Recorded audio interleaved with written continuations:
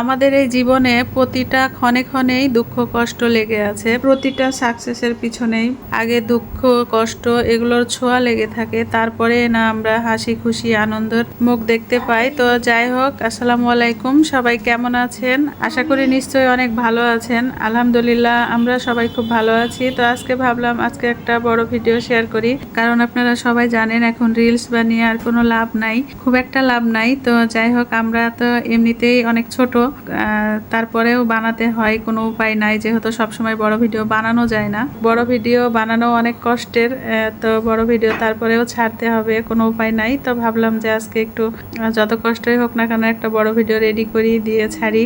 তো সেই জন্যই তো আজকের কিছু টুকিটাকি আমি শেয়ার করার জন্য আসলাম। তো এখানে আমি গরুর মাংস রান্না করছি, আর গরুর মাংসটা আমি সবকিছু মাখিয়ে একেবারে সুন্দর করে রেডি করে তারপরে চাপিয়ে দিয়েছি, কারণ অনেক সময় দেখবেন মাখানো মাংসটাই কিন্তু বেশি ভালো লাগে, একটু অন্যরকম, আমার কাছে বেশি ভালো লাগে, মজা লাগে।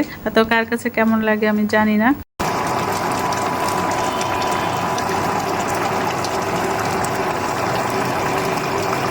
আর এই যে দেখেন, এইদিকে হচ্ছে আমি করলা ভাজি, না সরি করলা না, এটা হচ্ছে আপনার পটল, আর হচ্ছে এটা কি বলে কাকরোল। হ্যাঁ, তো যাই হোক, এই যে মাথায় কাজ করছে না, হ্যাঁ মাথা এতটাই ড্যামেজ হয়ে গেছে, আর ফেসবুকে কাজ করতে গিয়ে কিন্তু আরো মাথার ব্রেন শর্ট হয়ে গেছে, আর শর্ট দেখে দেখে তো আমাদের ব্রেনটা আরোই শর্ট হয়ে গেছে, কি আর বলবো।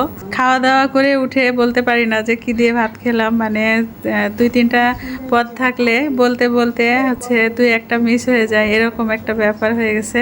তো আপনাদের একটা গল্প বলি, আমার গত কয়েকদিন আগে আমার বান্ধবী ফোন দিয়েছে। তো আমি ভাত খেয়ে তারপরে হচ্ছে দুপুরের খাওয়া দাওয়া শেষ করে এক কথায় উঠছি, সেই মুহূর্তে ও ফোন দিয়েছে। তো ও আমাকে জিজ্ঞাসা করছে যে কি করছিস? তা আমি বলি যে ভাত খাচ্ছিলাম।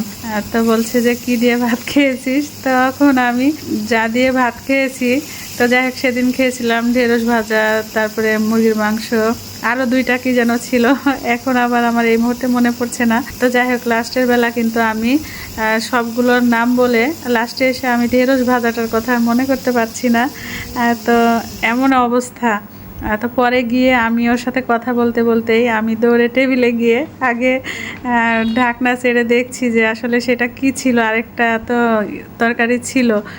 তো দেখি যে না, ঢেঁড়স ভাজা। তখন নিজের উপরে নিজের অনেক রাগ হলো, মনে হলো যে আমার মাথাটা এতটাই ড্যামেজ হয়ে গেছে যে আমি এখনই খেয়ে উঠে আমি নিজেই বলতে পারছি না যে আমি কি দিয়ে খেলাম, মানে মাথাটা কতটা গেছে একবার চিন্তা করে দেখেন। তো যাই হোক, এত কষ্ট করে ভিডিও বানানোর পর তারপরেও তো আপনারা অনেকেই সাপোর্ট করেন না, ইদানিং ভিউ নাই, কিছু নাই। তো যাই হোক, এই হচ্ছে ব্যাপার।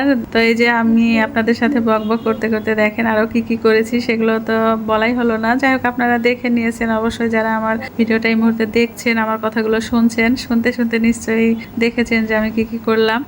তো এই যে দেখেন, এদিকে এগুলো হচ্ছে মিষ্টি।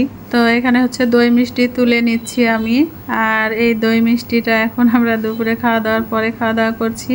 আর দেখেন, এইদিকে খাওয়া দাওয়া শেষ করে আমি আবার হচ্ছে ছাদে চলে এসেছি। ছাদে দেখেন, হ্যাঁ ডালিমগুলো মনে হচ্ছে ছিঁড়ে নিতে হবে, দেখো কিরকম কালো কালো হয়ে গেছে, কিভাবে এগুলোতে গায়ে দাগ। একটা ছিঁড়বো নাকি?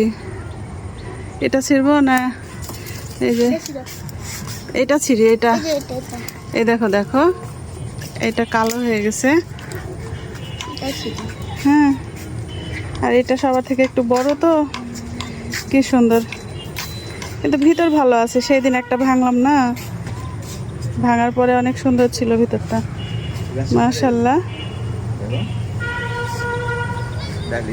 তো আমার আজকের এই ভিডিওটা যদি ভালো লেগে থাকে তাহলে অবশ্যই আপনারা লাইক কমেন্ট শেয়ার করে দিবেন। তো আজকে এই পর্যন্তই থাক, আজকের মতো বিদায় নিচ্ছি। আল্লাহ হাফেজ, সবাই ভালো থাকবেন, সুস্থ থাকবেন। আসসালামু আলাইকুম।